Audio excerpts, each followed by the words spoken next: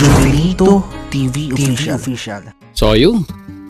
What's up mga kabagis? This is Jubilito TV Official at eto na naman po ang isang edisyon ng ating reaction video mga kalingap at kabagis. No? Pero bago po ang lahat, syempre po, no? Mega love shoutout po muna kay Kuya Val Santos Matubang, kay Ate Edna Vlogs, kay Kalingap Rab, kay Ruelok Malalag, Kalingap Netizens, Kalingap subscribers, Kalingap supporters, syempre po, no? Ang ating mga Kalingap partners. Mega love shoutout po sa inyong lahat. So ito na nga mga kalingap at kabagis, no? For today's reaction video, gawa lang po natin ng reaction at muli po pagbibigay ng opinion dito nga po sa naging live streaming, no, ni Kuya Val Santos Matubang regarding po dito po kay Piñel. Bago po natin simulan mga kalingap at kabagis, disclaimer lang po, ang reaction video na ito ay pinag-isipan natin at itinanong kay Kuya Val Santos Matubang kung pwede pong gawaan ng reaction video mga kalingap at kabagis, no? Dahil kung mapapansin po natin sa live streaming na ginawa ni Kuya Val Santos Matubang, si Ate Edna Vlogs ay nananawagan, no, na wag na pong gawaan ng reaction video ng mga reactors. Dahil nga po syempre alam natin na pinangangalagaan, no, ni Ate Edna yung pong kapakanan ni Piñel. Although kahit umalis na po siya sa Lighthouse, ay yung pagmamahal bilang isang ina ni Ate Edna, no, kahit hindi niya po kadugo si Piñel, ay nandun pa rin. Gusto niyang pangalagaan yung integridad ng bata. Sabi po ni Kuya Val, okay lang daw pong reaksyonan si Piñel basta panawagan or positive way para yun po, no, kumbaga parang mapaalalahanan yung bata, no, regarding po doon sa mga consequences na nangyayari ngayon sa kanya. Ang napapansin ko lamang po kasi ay parang nakulangan lamang po ng guidance sa mga panahong itong si Piñel. Lalong-lalo na po ay very fresh pa lang po yung pagkamatay ng kanyang tatay at yun din po ay naghahanap din po siya, no, ng pag-aaruga ng isang kapatid na lalaki, or sabihin na natin isang elderly brother na comfort ng isang nakakatandang kapatid na lalaki ang kanyang hinahanap. Well, anyhow mga kalingap at kabagis, no, sa mga nakapanood po ng live ni Kuya Val Santos Matubang, ay matindi po, no, ang kanyang panawagan dito po kay Piñel. Dahil nga po, base po sa live ni Kuya Val Santos Matubang, ay nalalapit na po ang pasukan, ngunit ito pong si Piñel ay nowhere to found. And at the same time po mga kalingap at kabagis, ay hindi pa po nakapagpa-enroll. Kaya bilang isang payo, no, mga kalingap at kabagis, no, ng isang naka-experience na rin ng mga ganitong hamon ng buhay, yung nakakaramdam ka ng isang kawalan, pagkukulang sa iyong pagkatao, ay Piñel, alam ko nandun ka sa point na nalilito ka, no, sa pagdidesisyon sa iyong buhay, di ba? Pero sana naman pakinggan mo ang panawagan ni Kuya Val Santos Matubang na kung saan ay di ba, i-reconsider mo yung mga plano nila, plano ng tatay mo, di ba? Kasi ang lumalabas niya bago nabawian ng buhay, ang tatay ni Piñel ay napakasaya po niya dahil nga po nahanap ng Team Kalingap ang kanyang pamilya at makakapagpahinga na siya, no, nang walang pag-aalinlangan dahil nga po alam niya na itong si Piñel ay nasa mabuting kamay ng Team Kalingap na mapapaganda ang kanyang buhay at matutupad ang kanyang pangarap at makakapag-aral o makakatapos man kung ano man kurso ang kanyang napili na tahakin sa kanyang buhay. Pero sa nangyayari po ngayon ay parang medyo malabo po dahil nga po nowhere to be found si Piñel. At dito po sa live streaming ni Kuya Val Santos Matubang ay may nag-comment po, no, mga kalingap at kabagis. Syempre po nananawagan si Kuya Val, no, na sana nga matagpuan itong si Piñel. At may nag-comment po na di umano siya daw po, no, si Angel, mga kalingap at kabagis, no, na kung saan ay parang binerify ni Kuya Bal Santos Matubang na itong si Angel na ito ay yung dati pong kasintahan ni Kuya Kenz. Kung saan di umano ay natagpuan nga daw pong itong si Kuya Kenz at si Pinyel ay magkasama.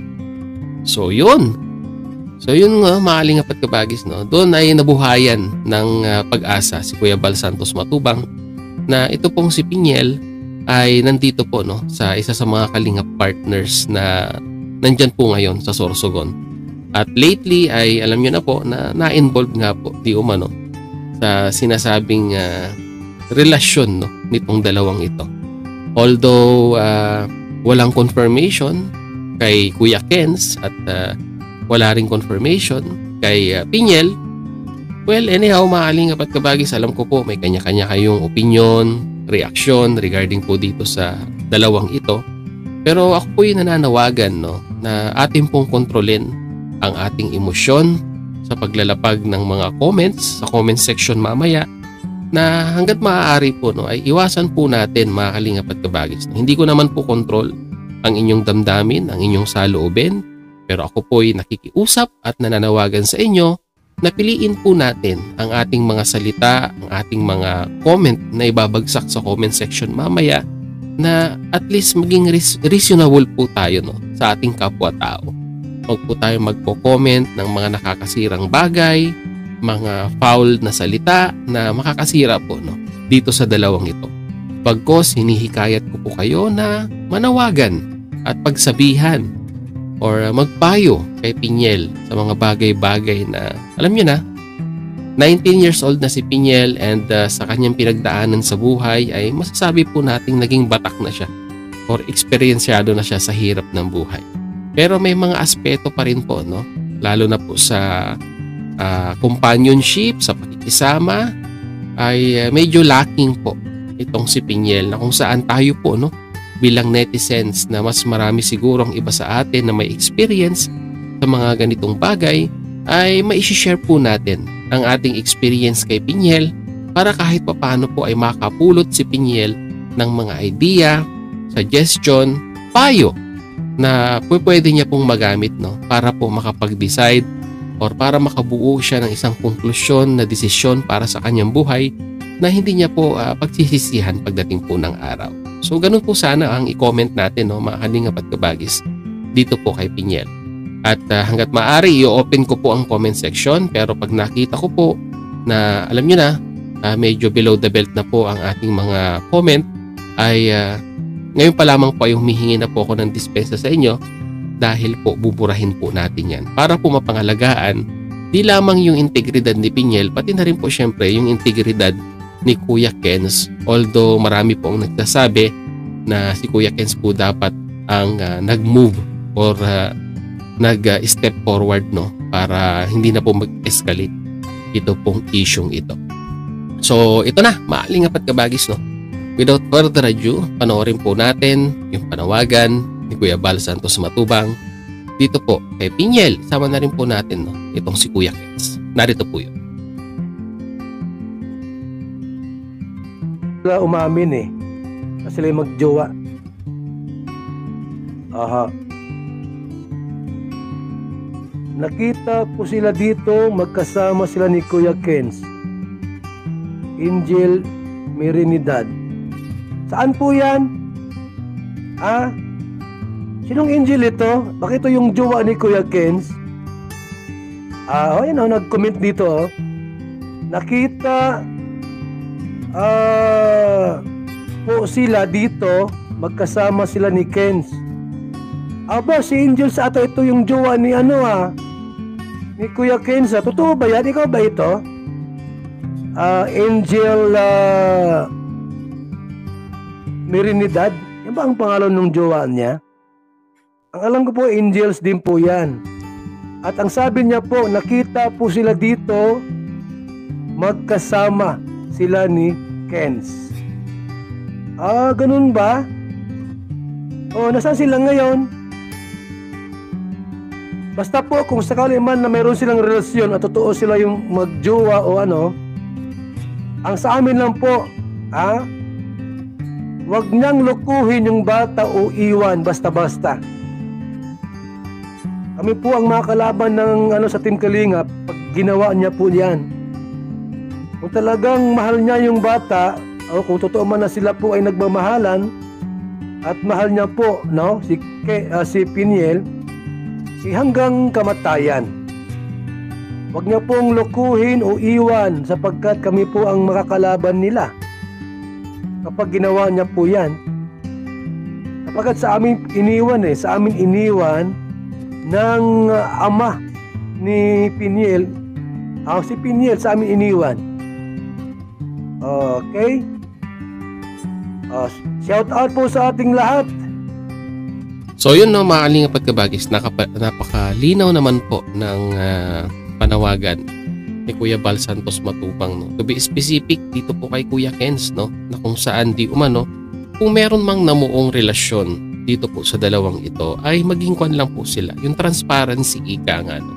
Aminin, dahil nga po syempre po, tao lamang po tayo, na minsan ay nakakaramdam ng mga ganitong bagay at ganitong desisyon sa buhay. Kumbaga, kung titignan po natin at i-analyze natin ang sinasabi ni Kuya Bal Santos Matubang, ay parang wala naman pong problema na magkaroon sila ng relasyon. Pero hanggat sa maaari ay, di ba, ipaglaban or sabihin na nating maging totoo si Kuya Kens at huwag iiwan basta-basta na lamang po itong si Piniel kung totoo mang meron silang relasyon.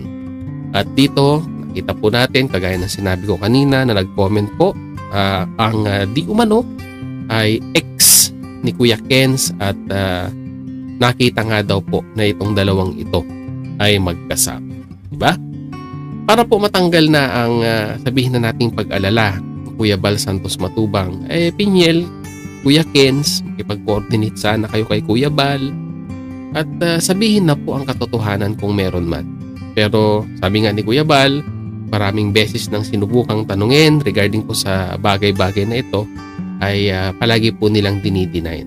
Pero ngayon may nakakita na, 'di ba? May nakakita na yung nga ex pa ni Kuya Kens ang nakakita or yung kapatid ni Kuya Firm nga daw po na magkasama sila. Ano naman po kaya ang magiging alibay ni Kuya Kens ngayon? Di po ba mga Kalingap at Kabagis? So for me, Kuya Kens, it's about time to step up, be manly enough na i-discuss sa publiko ito pong mga bagay-bagay na ito na namamagitan sa inyo ni Piniel. Dahil ikaw ang mas nakakatanda, I think ikaw ang dapat na magdala ng kung anumang meron kayo ni Piniel. Be manly enough, Kuya Kens. Although hindi mo ito na itatapik sa iyong channel, pero it will be enlightened ang mga viewers natin kung at least kahit papaano ay i-clear mo rin yung side. Diba? Kasi it will be full allegations ang mangyayari sa iyo on a negative way kung mananahimik, diba? At hindi lilinawin yung mga bagay-bagay na kung saan ay nagkakaroon ng espekulasyon ang mga netizens. So yun mga Kalingap at Kabagis, yun lang naman ang pan natin dito. Piniel, bata ka pa, marami pang pwedeng mangyari sa buhay mo. Marami pang pangarap na pwedeng matupad na ahead or naghihintay para sa iyo. Ang pagmamahal, kung talagang mahal ka ng isang tao, makakapaghintay yan. Kung talagang totoong mahal ka niya, ay hahayaan kanyang, alam nyo mga Kalingap at Kabagis, hahayaan kanyang matupad ang iyong mga pangarap. Yan ang totoong lalaki. Yung hinahayaan ng kanilang partner na matupad ang kanilang mga pangarap sa buhay at hindi yung pangsariling interes lamang ang iniisip. Diba? Patunayan mo sa yung yumaong ama na hindi nagkamali si tatay na ipagpuan sa iyo, ihabilin sa Team Kalingap ang iyong kapakanan. Diba? Yun yung yun yung mga huling moment na kung saan ay nakita nating masaya si tatay bago siya binawian ng buhay dahil nga po alam niya na nasa mabuting kamay na ang kanyang anak at mapapaganda ang kanyang buhay sa Team Kalinga.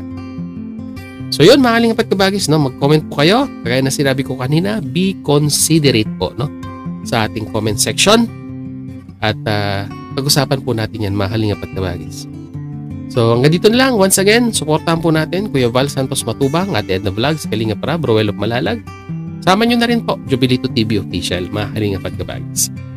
At hanggang dito na lamang po. Once again, Jubilito TV Official, proud member po ng Team Kausap ng Karepa Year 2024. As I always say mga Kalingap and Kabagis, peace, God first. God bless po. Bye!